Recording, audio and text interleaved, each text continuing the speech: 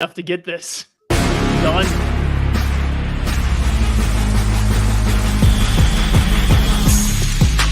We have the quarterback of the Kansas State Wildcats, Big 12 champion Will Howard.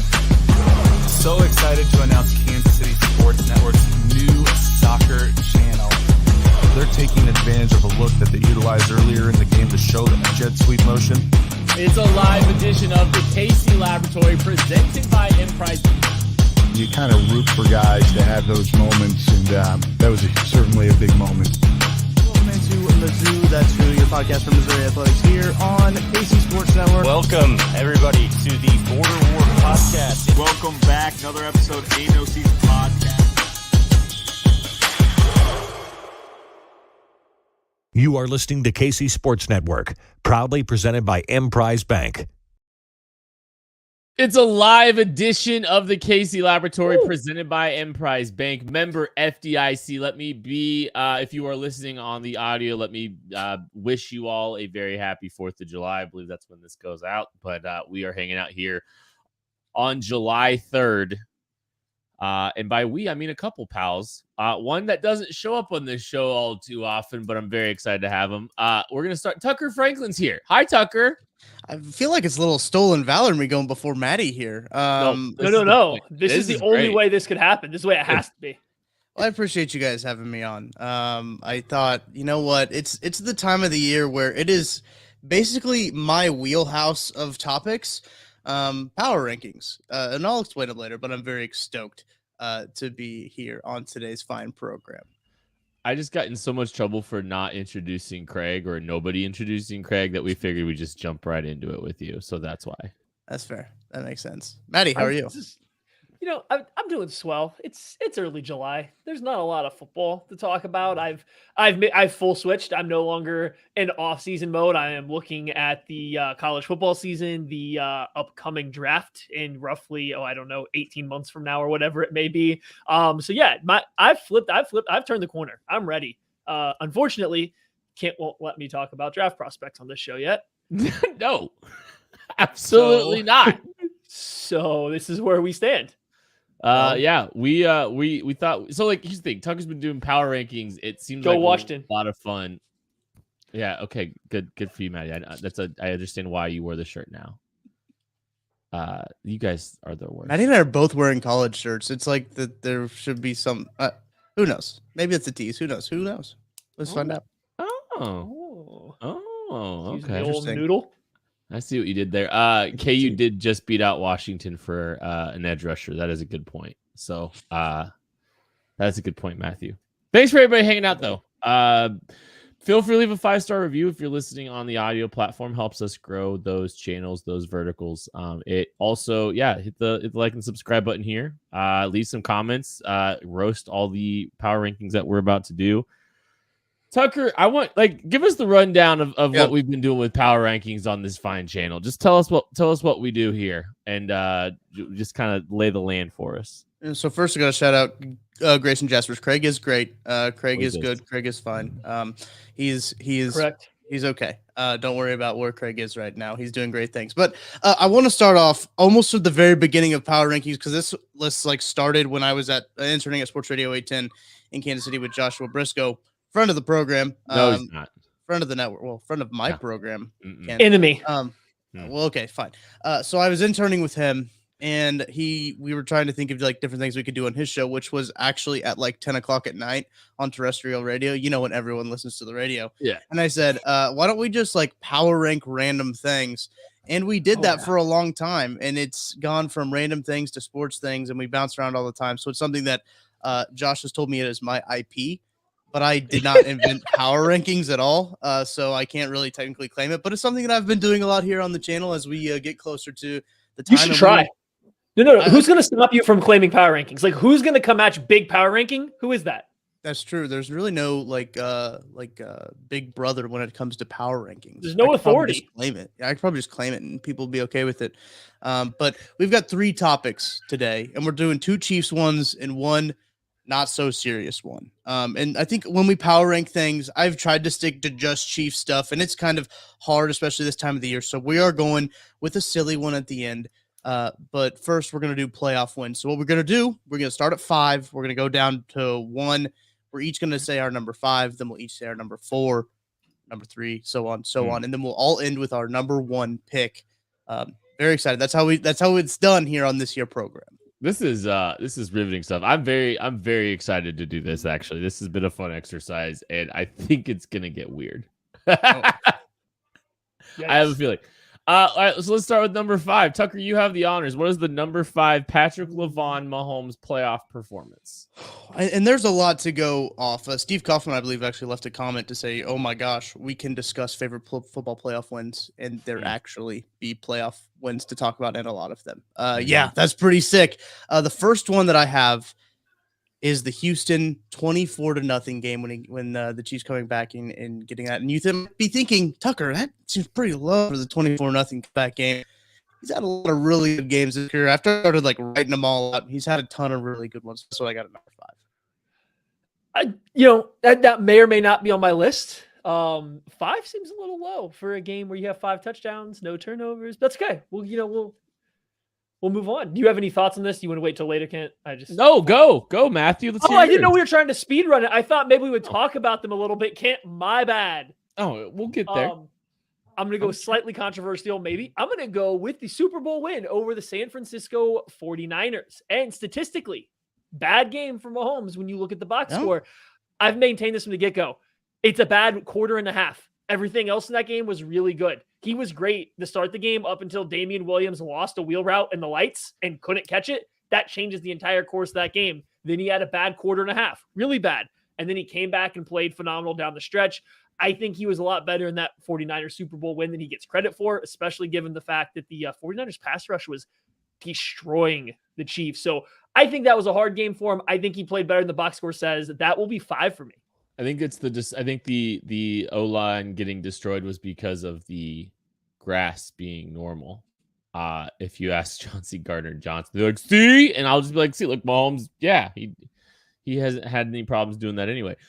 All right, so Maddie, I knew you were going to rank the Houston game a lot higher. And I think maybe it's just knowing you for so long and knowing how your brain works statistically, it was ridiculous. It's a 5 touchdown, no interception performance, all that stuff. Great. 7 carries, 53 yards as well. I have also put the comeback blowout of the Houston Texans as number 5. And it's just because I look at gravity and some narrative and some storyline as I'm ranking these. It's not purely statistical. That game was ridiculous. Don't get me wrong. And it's one of the 5 best. But I think it jumpstarts the first Super Bowl win after being down 24-0. What more storyline do you want, Kent? I got 4 good ones coming up. That's why. I also want to push back. You said I'm talking about statistics. I just picked his worst statistical game to put on my list. That's true. Yeah, but you put better statistical games above it. And maybe your worst. Yeah, you put the worst statistical game in the bottom of this ranking. And that game is probably going to rank a little higher for me. Tucker, number 4. Let me hear number 4 for you.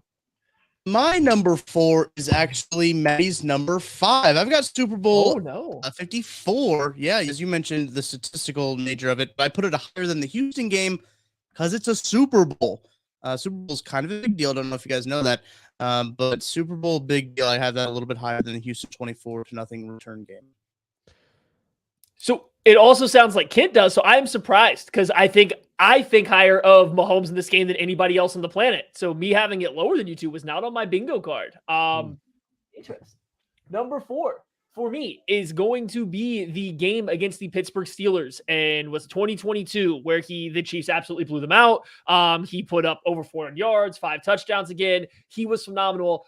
I think Kent is approaching, and I said this to Tucker before he got on, people are going to approach it differently. He's looking more at what it means for the team or to him as a fan. I'm looking at it purely from how good I think Mahomes was in that particular game. And you're just looking at it different ways. I think he was near flawless in that Pittsburgh game. So that's why it goes here. He played better in that game than he did most of his other playoff games. But Pittsburgh stinks. They're terrible. True. 400 yards and 5 touchdowns. I get it, and I kind of really had a good. feeling this is the direction that you would be taking some of this stuff. Is just there's some statistical, performance. I get it, but that's not my number 4. So, do you remember when Patrick Mahomes won the AFC Championship game on a high ankle sprain? I remember that. Yeah, and he was 29 to 43, 326 yards and 2 touchdown or on an ankle sprain, and then carried his team and Joseph Osai pushed him in the back and on his one carry when he pushed really hard to test that ankle. Yeah, I remember that game. And like statistically, I get it, but like, man, like that's legendary stuff. That is just like legendary stuff. Oh, Caleb Hawkeye does make a good point here really quick. Pretty sure it was 0-7 Pittsburgh before he exploded in the second quarter. So there's that, So, the Chiefs were losing. See, it was a comeback as well. Yeah, they didn't score. No, neither team scored in the first quarter. Then the Chiefs came out and scored 42 points across 3 quarters with Mahomes playing essentially flawless football. I considered the Frogles game, like you're talking about there. There's a stretch in there where I don't think he played very good. There's a stretch of football in the second half of that game where I don't think was playing great. Not terrible, just not great. It's like that's what prevented it from getting on there for me. Is like there was a bad stretch of football in that game. Yeah, it probably had to do with the fact that you, me, and Tucker were playing receiver for him. But yeah, okay, that's a great point. MVS. I think there's just like the narrative is like no one's going to be talking about the Pittsburgh playoff game 10 years from now. They're going to be talking about Mahomes throwing to Marcus There's no Kemp right on or a high wrong power ranking list here, right? There's just different ways to approach it, but we are ranking the best games that Patrick Mahomes played, not the biggest, most heartfelt games, not the biggest impact games. Some would argue just the gravity of those moments make it the best. That's all I'm going to say. All right, number 3, Tuck. Number 3, I've got the Cincinnati Bengals game in 2023 as well. That's what I've got for my third one. As you mentioned, kind of a monkey off the back moment, kind of the same thing with the Pittsburgh Steelers. The Chiefs were kind of haunted by the Steelers for a little bit, but everyone's going to remember Patrick Mahomes' performance. People will say he flopped. Didn't flop. He got pushed in the back out of bounds. Don't miss me with all that stuff. But number 3, I've got the Cincinnati AFC Championship game in 2023. That's what my list. Number 3 for me is the Super Bowl win over the Philadelphia Eagles, coming in at number 3. Again, not the best statistical game, under 200 passing yards. 3 touchdowns was pretty good, but it was the second half perfection. The Chiefs and Patrick Mahomes got every single yard they possibly could have picked up in the second half of that football game. Every single time they took possession of the ball, the Chiefs got every possible yard they could have. It was a perfect half of football led by Mahomes. Again, I'm looking here for the games where I think he played the best. It maybe wasn't the most exhilarating Patrick Mahomes game. Like there wasn't the most highlights, the most high level difficulty throws on all of them. There's a couple in there, but it wasn't probably the game that you're going to put first on his highlight reel from playoff games. But it was just the execution, the perfection of it, the efficiency of that second half. So it lands at number 3 for me. On a high ankle sprain. A Super Bowl live is number 3 for me, and it's again like it's rising for me because of the gravity of the moment. Like that's gonna play big in how I'm building these lists. And when I look at it, I go, okay, he got the monkey off the back of a organization, and it's like I think we don't. It's not easy to go back and remember how Chiefs fans felt after that, after that game, or sorry, before that game and after it, because a year prior, he goes to the AFC Championship game and is on the doorstep of, making it to the Super Bowl over Tom Brady, plays, fantastically in that game at the end, at least, and so I don't know. I think there was a feeling of like, is this ever going to happen? And then they come back from down 10. Like, yeah, that I don't know. It's the gravity of that moment and how he played late is kind of is why it is for me. Let's take a break really quick. We'll come back right after this. Thanks for listening to KC Sports Network. Make sure you download our new app. Find it on the App Store or Google Play. Just search KC Sports Network. Entertain, educate, inform. KC Sports Network. Hit that like button, hit that subscribe button. Appreciate everybody that is hanging out with us. We are power ranking all of these Mahomes playoff performances, and we are on to number 2. Tucker, what's number 2 for you? Yeah, my number 2, I went back and forth between my number 1 and number 2, because I think there are obviously 2 games that we have not mentioned, all of us have not mentioned, and I think for number 2 for me is the 13 seconds game, just the way that game was kind of developed and how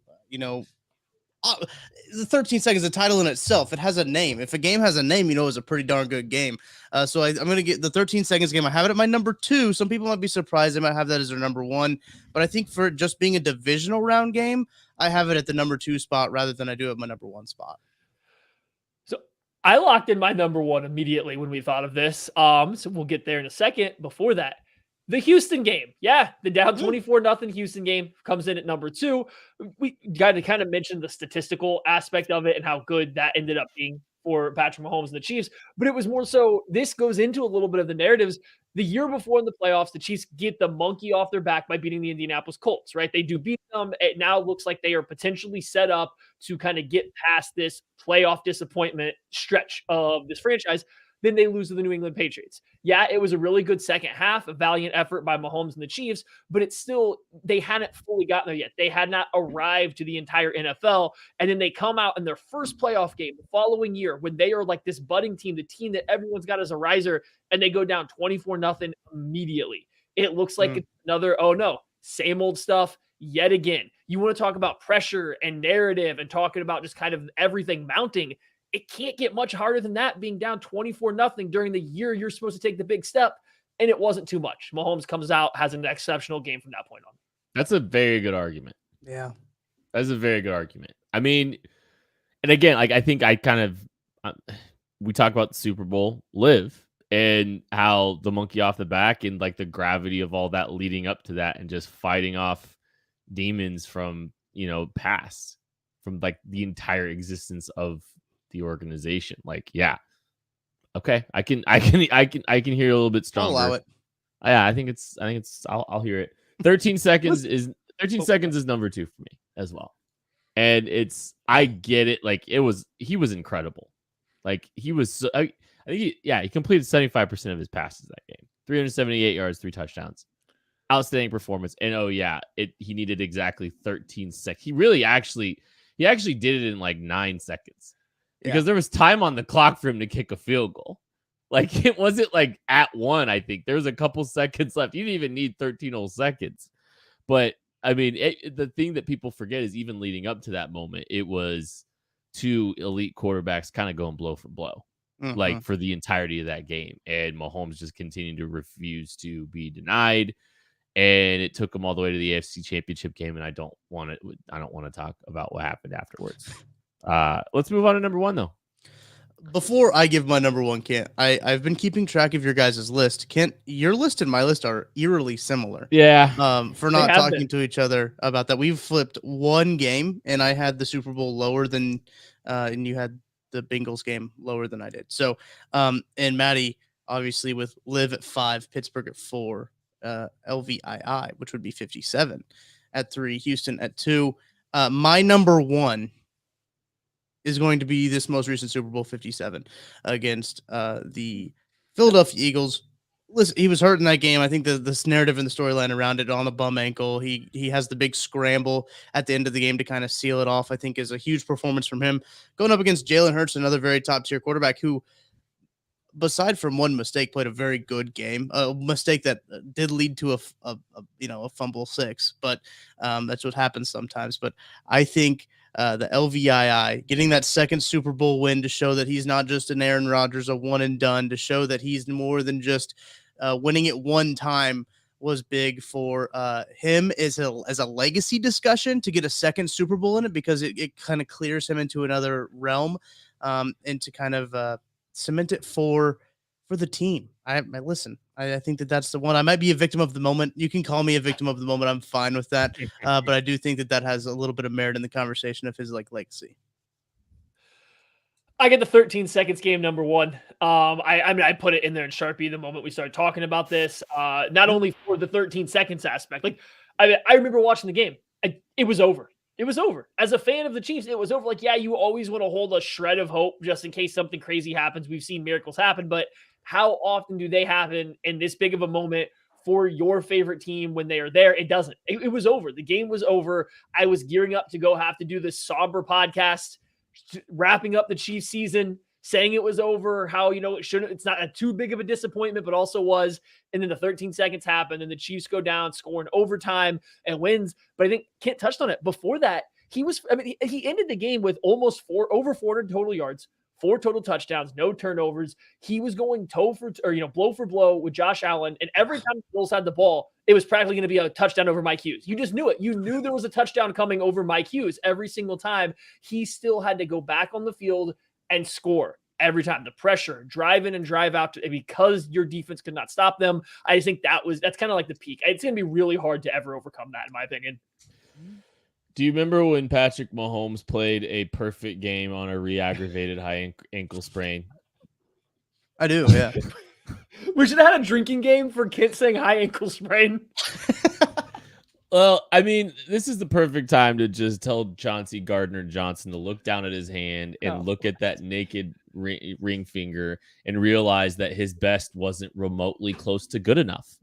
He lost, and he's not a Super Bowl champion, and he's on his third team by age 25, and he's running his mouth on social media, and he gets to be there on week 1 on pristine grass to watch the banner hang in Kansas City as the Chiefs celebrate a Super Bowl victory while Chauncey Gardner-Johnson doesn't, because his best wasn't good enough, because Patrick Mahomes on a high ankle sprain, re-aggravated, played a literal perfect half of football to ensure that his team was going to win the Super Bowl.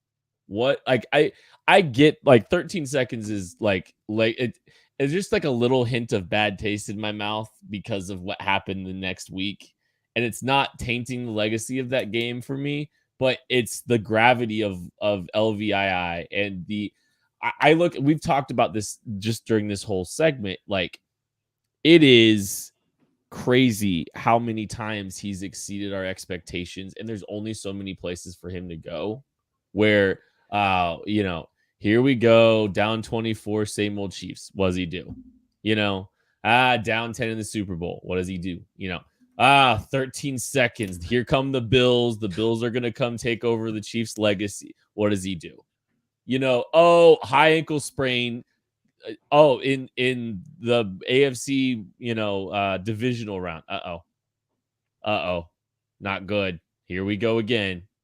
What does he do? Just plays an outstanding stretch of football to cement his legacy as a 2-time Super Bowl winner and have more Super Bowl victories than anybody in the NFL right now.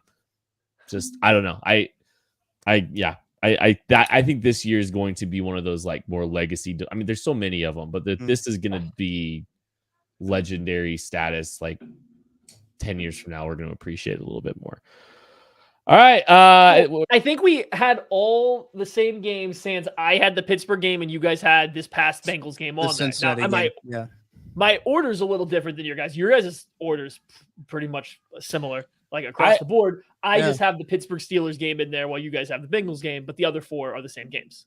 So it's kind of funny, like the AFC Championship game against the Patriots, he completed like 52% of his passes, but that second half was just so good.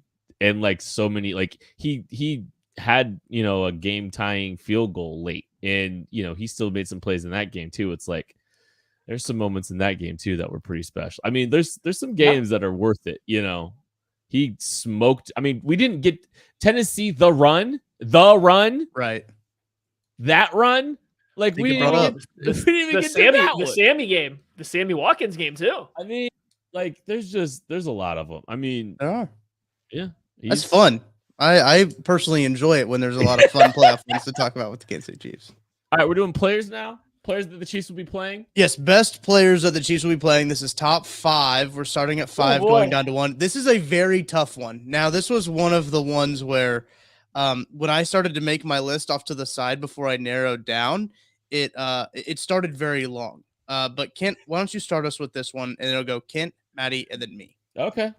My number 5 player on this list, just forewarning, Do it. I went all offense. Wait, before we get started, looking at it, it's kind of hard not to. We talked about it briefly. The Chiefs play some good defenses, but there's only maybe 2, 3 guys tops that are even going to have like defensive player of the year real hopes, I think, entering the year. So like it makes sense that it's going to be offense heavy. Justin Herbert's my number 5. Very good football player. He's played at a high level. Obviously, there's some question marks about whether or not he's ever going to be able to get over the hump. He just got done losing it. I mean, he played well against the Jaguars, but he also wasn't particularly strong late in that game. But I still believe in his talent. He's a very, very talented football player. He's number 5 for me. All right, I did try to force some defensive players in here, so I went defense on my last 2. And did you go Patrick Surtain? He is not my number 5. No, I have Max Crosby at number 5. He's the one guy that I think actually has a chance to make defensive player of the year, would very much deserve it. He's really good. Great pass rusher, great motor, very good versus the run. He does everything. I think he's a step down from the truly top elite defensive ends, but he's still exceptional. And the fact that he never leaves the field, he plays an asinine amount of snaps for that team. He has to, because the rest of their defensive line is terrible. The rest of their defense is terrible, but he plays a ton of snaps and is still that productive. So I have Max Crosby at number 5. Interesting. I didn't go any defense either. Because once you start writing out all the offensive Craig, players, save me. I need Craig. I know you do. Craig wouldn't help. Once you start writing out all these guys, you're just like, holy cow. I've got Josh Allen as my number 5 guy on here. Josh Allen obviously struggled a bit at the end of last year, but still a very good guy. The cover of Madden, people still very high on Josh Allen and what he can do for that franchise. But there are other quarterbacks on this list that I do have, but I got Josh Allen coming in at number 5. There's also, they have a lot of good wide receivers. They play a lot of good, just different skill positions overall. They play a lot of really good teams, so it's hard to try to fit in the value of all these. But that's why I got Josh Allen at number 5. You guys are going to laugh at my number 4. Probably. I've been convinced. I like Jalen Hurts here, number 4. I mean, you do. He put together just an unbelievable performance that still wasn't good enough, mind you, Chauncey Gardner-Johnson, but very good performance in the Super Bowl. And I mean, I think about, they had to go for 2 late in the game to try to make things interesting, and he beat 4 guys to the goal line, kind of beat him through. Like his passing consistency is still going to be a question mark for me. But if he plays to a level similar to what we saw in the Super Bowl, then I'm done arguing it, because that was really, that was accuracy. It was consistency and accuracy. And if he does that, it's terrifying for the AFC or for the NFC, because he's going to be a problem with that offense. Oh, does that mean I'm up next? You, Maddie. Lane Johnson, right tackle for the Philadelphia Eagles, is number 4 on my list. I think he has long been one of the best offensive tackles in the entire NFL. He was exceptional last year, despite playing like the final month of the year with a torn abductor in his leg. You really can't say much. I mean, it's a great offensive line they have with Philadelphia. It's maybe a little hard to pick and choose where the best parts of it lie. For my money, it's Lane Johnson, what he can do on an island by himself, never giving up pressure, always doing the right thing, being a plus run blocker as well. I think he's getting a little long in the tooth. His career might be coming to an end, but still right now Lane Johnson is going to fall at number 4 for me. Interesting offensive lineman there. I'm going to be the only one with a defender and offensive lineman in this entire show. You will be. Yes. Mine reads like a fantasy football team. Yeah. I'm not surprised. Okay. So I again went back and forth with number 4, because there's 2 guys on the same team that I think that that are very good. And I think that one guy is clearly better than the other, and one guy makes the guy better. I'm going with Jamar Chase at number 4. And I think that his ability makes Joe Burrow a much better quarterback. So I think that in turn, Jamar Chase is going to be number 4. I've had to do some shuffling around because as you guys have started making some really good points, I've been like, wow, maybe I should move some guys around here.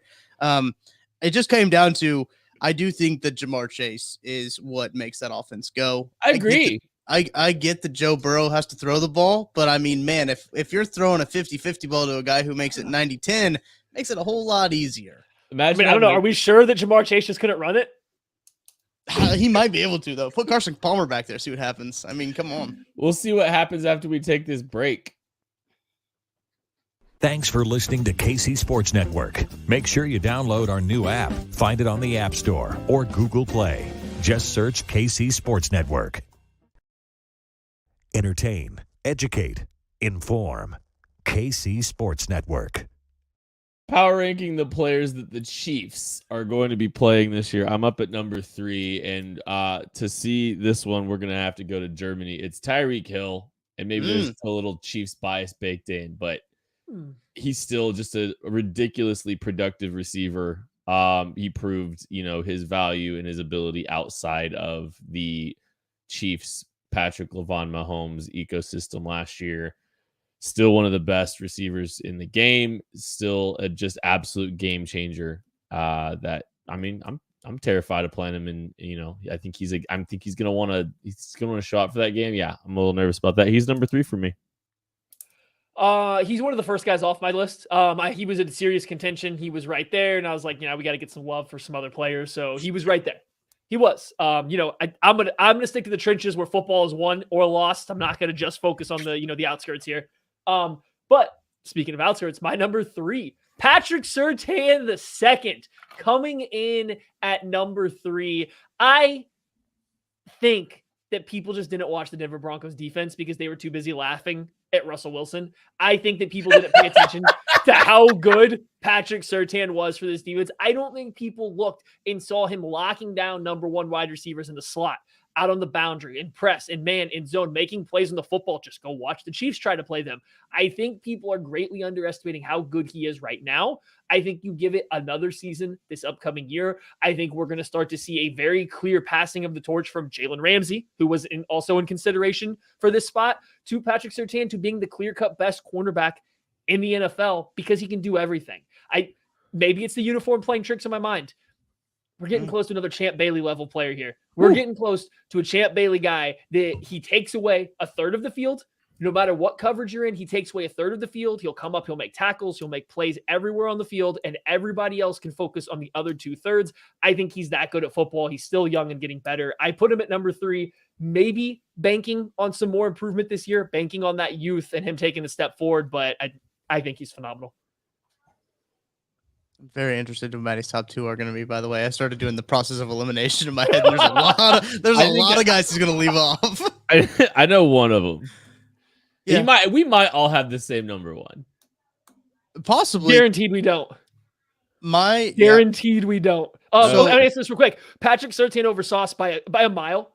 Sauce is very good, but I think he's a little bit more limited in how you can use him. I don't think he is as instinctive in zone. I don't think he plays quite as physical, like versus the run and in certain types of ways for Surtain. I think Surtain's kind of been tested more. So right now, I don't think it's that close. Maybe in a year or 2, we can have that conversation, though. Sauce was one of my first guys out, by the way. He was like number 6 or 7. But anyway, Surtain's I've got 6 for me, but yeah. So it's number 3 for me, right? Yeah. This is Yes. number 3 still for you. It's Tyreek Hill. I've got Tyreek Hill just because I do think that he's still a really good wide receiver. I think he was second in a lot of categories behind a guy that we might talk about later in terms of wide receivers, but a guy who still had an incredibly productive offensive year with Skylar Thompson throwing him the ball. No offense to Skylar Thompson, but he's not Tua, and he's not also Patrick Mahomes. That's all offense to Tua Tagovailoa, actually. But yeah, Tyreek Hill still had a really good year, really productive season as well, and I still think he is a top-tier wide receiver in this league. All right, number 2. I am still a big believer in Josh Allen. So I understand, he had some ups and downs the second half of the season after, he potentially might have had to have Tommy John, the UCL sprain. I think he's still just a special. I think he's still got that special unicorn ability. He terrifies me. I think he's an outstanding football player. Watching him last year, like he's still the guy I don't want to run into. And I think obviously there was some up and down nature to some of his playoff performances, but he really seemed like he was putting a lot of stuff together, especially the first half of the year. Obviously, after the injury, he just wasn't the same dude, but he looks like the guy that I think he's the guy that I think will go toe to toe with Patrick Mahomes, the best over the next 5 years. So I know that. Well, we'll get there in a minute, but anyways, there's my number 2. I am branching out to a position that I haven't touched on yet. I don't repeat any positions. This is the only wide receiver I'm putting on this list. Justin Jefferson, best wide receiver in the NFL. Hands down, best wide receiver in the NFL. He can do it all: slot, out wide, vertical, short, anything you want. Justin Jefferson is the guy for it. He did the OBJ thing, but better because there was contact. That's all there is really to it. Justin Jefferson, best wide receiver in the NFL, falls at number 2 on the list, though. My number 2 on the list is a quarterback. It is the best quarterback the Kansas City Chiefs will face all year. It is Jalen Hurts. If you went and listened to my power rankings that I had about power ranking the best quarterbacks Chiefs will face, I had Jalen Hurts at number 1. I was very impressed, much as Kent was, but I can't put him at number 4. I was much more impressed, obviously. Wow, I'm a hater. Kent's a hater of the potential of Jalen Hurts. Yeah, he does have a really good team around him, which does help, and a really good offensive line, which does help, and a pretty good offensive coach, which does help. But he still has got to play with the ball and put it in the right spot. So I think he's a good decision maker. I think you saw that in the Super Bowl. Again, outside of one fumble that ended up being a touchdown, Jalen Hurts played a pretty darn good Super Bowl, and I was really impressed by that. Did you say you got to play with the ball? You still got to play with the ball. Still got to play with the ball. You know what they got to do. They got to play with the ball. I'm gonna put that on a t-shirt. All right, number 1 time. My number 1 player is Justin Jefferson. He's the best. He is the best receiver in football. You're absolutely right. I think he's the only guy on this list that is the clear-cut best player at their position. So I am putting Justin Jefferson number 1. Okay. So he's incredible. I can assume Maddie's going with Jalen Hurts then at his number 1. I can assume. No. Oh, okay. Not. That's a quality argument. I like that. Justin Jefferson being the only clear-cut number 1 player at his position, getting him the number 1 spot. That's good. I'm going with Sean Payton at number 1. The Chiefs are playing Sean Payton, so he gets the number 1 slot for me. I think he is that good of an offensive-minded coach. I think he's going to do a lot of good stuff there with the Denver Broncos. Unfortunately, it is in the same division as the Chiefs. He is number 1 for me. I will say this, because he's number 1, that meant I didn't know if Kent was going to allow this, so I did have a backup number 1 that I guess now falls to number 6. Josh Allen was going to be my number 1 if I had to do a player. But Sean Payton, number 1 if we're allowing it. Interesting. They're the best quarterback the Chiefs will face this year. My number 1 is also Justin Jefferson. When I was looking, so I did a power rankings with the wide receivers position with Sterling Holmes for KCS an update, and I was looking up the numbers for Justin Jefferson. His year last year was actually insane. With Kirk Cousins, right? And you're just looking at the numbers. He led in receptions, receiving yards per catch, yards per game, and it's insane of what he was able to do with a guy, as you mentioned, with Kirk Cousins. And again, Kent and I have very similar lists. We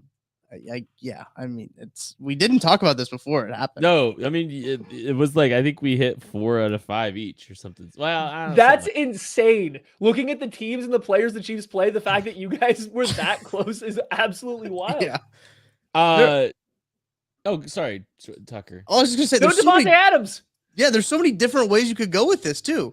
No Devontae Adams. There's so many good quarterbacks. That dude anymore. He is just not better than some of the guys we just talked about. Oh boy, for a year, give me Devontae Adams 10 times over Tyreek Hill.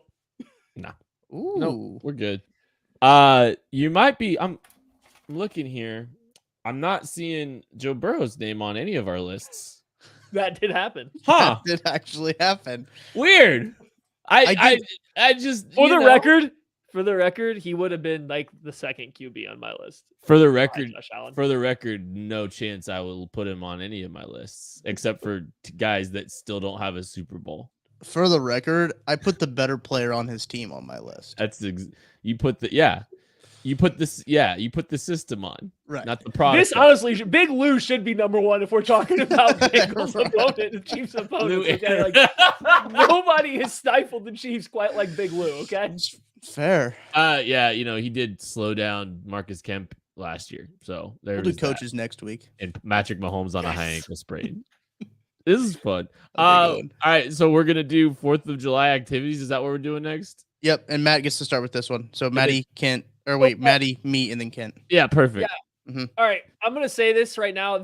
Mine's not in an actual order. Mine, I made a day out of mine, so it goes from like morning to evening.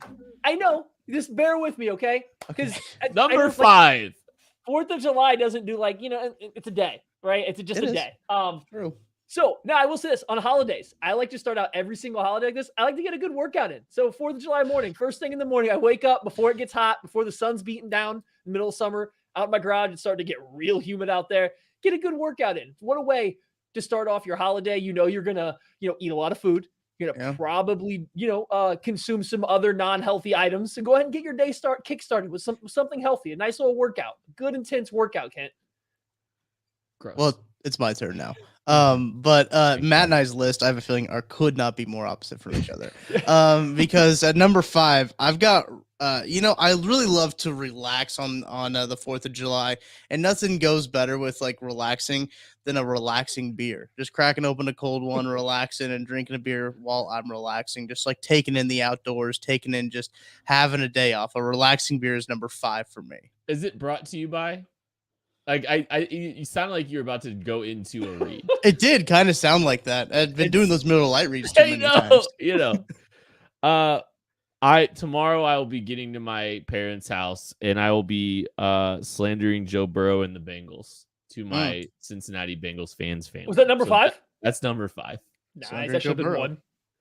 Is just flexing on the 2-time Super Bowl. 3-time Super Bowl champion, 2-time in my lifetime to my family. Is number 5.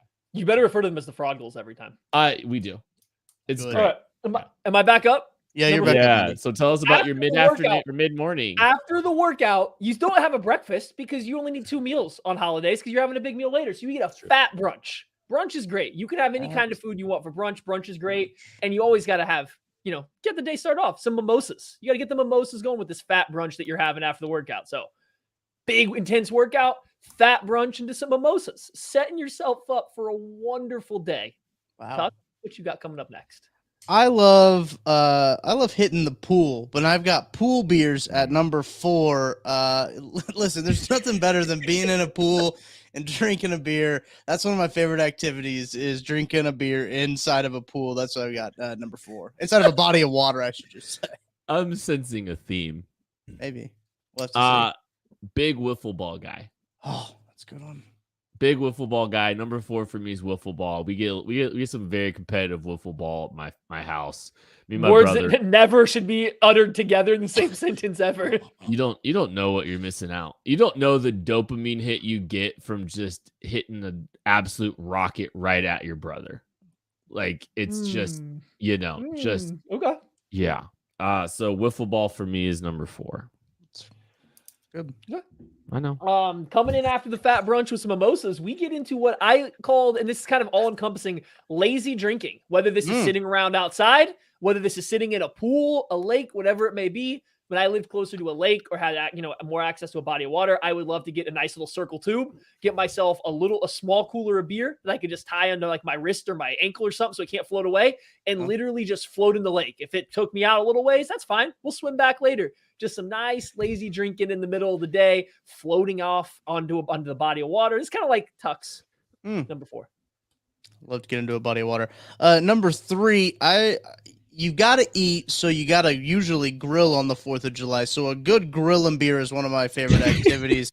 Got to have that in one hand in the your tongs, your utensil in the other. So I got grill and beers at number 3. All right, so Maddie, this is gonna sound really stupid on air. No. But have you ever heard, like, if you ever used, they call it the diaper, and it's you take a life vest and you kind of wear it on the as pants, and you just kind of can sit in the lake and float. Sure. Have you done it before? I mean, have I done it? Yes, I've never referred to it as the diaper, but That's I what do it was understand. always. That's what I've been taught it as. Anyways, I understand. Very Cincinnati thing. Continue. Anyway, so mine is just to sit in a big wet diaper on the lake. No, I like some good, like, just some floating in the lake time. I'm with you. Little lake life. Little lake life there is number 3 for me. So I am with you on that. So we're coming up. We're doing the lazy drinking for a couple hours. Now it's time. I'm hungry again. That fat brunch is worn off. Been drinking. I'm hungry. Eating somebody else's food. I don't want to cook. I like to cook. I don't need to. I never want to cook on a holiday. No, you cook the food. You cook it. I'll eat the food that Tucker cooked while drinking his beer while he grilled it up. I'll come up. I'll eat their food. I don't cook. I don't clean. I got no responsibilities for this. I'm just there to eat food. Matt almost broke out in a Cardi B song right there. He didn't know it, but he almost did. Number 2, which I have, I love to sit around a bonfire in the summer, and I just love. Yeah, I do. It's a good summertime activity. Tucker, I saw you. I've seen you sweat in 40-degree weather. It's true, and yet you like to sit around a fire. No, wait. Is that all? Is that all?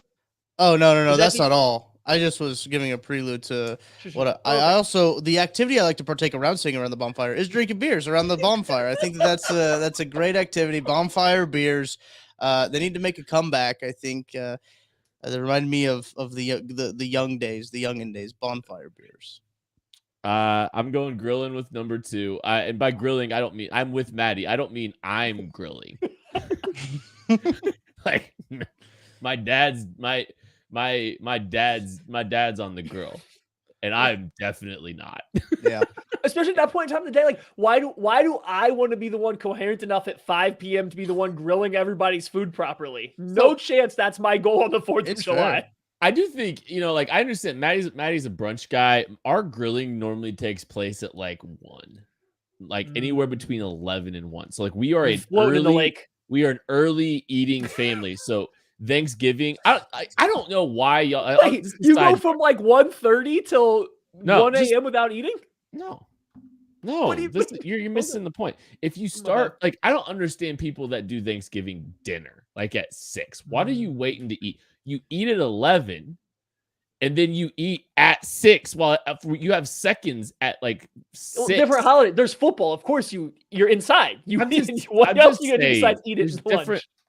We're gonna get to my parents' house. The grill will be fired up at like noon probably tomorrow. We'll be having a good time. But grilling's number 2 for me.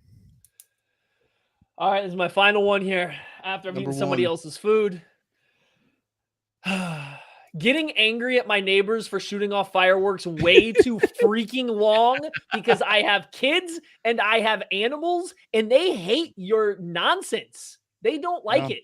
It gets dark. You have kids. I understand. Shoot them off. There you go. You got like an hour after it gets dark to do all your stuff if you're in a neighborhood. Then you need to shut up.